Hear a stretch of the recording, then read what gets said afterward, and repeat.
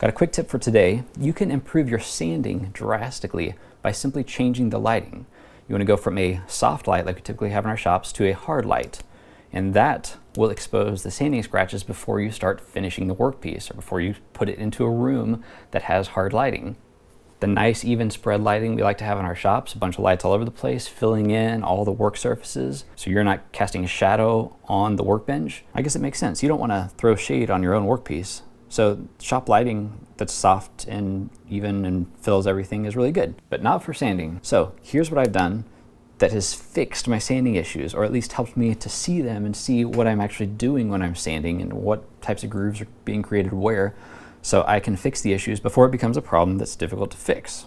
So a few years ago, I implemented hard lighting near my workbench so that I could use that when sanding. I shut off all the lights except for that one. In that case, it's very easy to see the sanding scratches.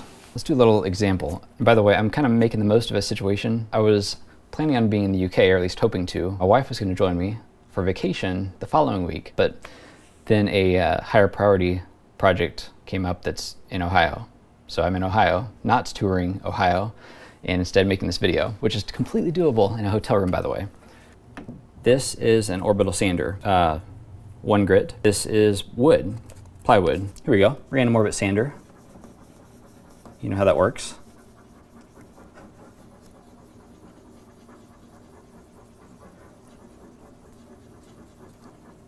Okay.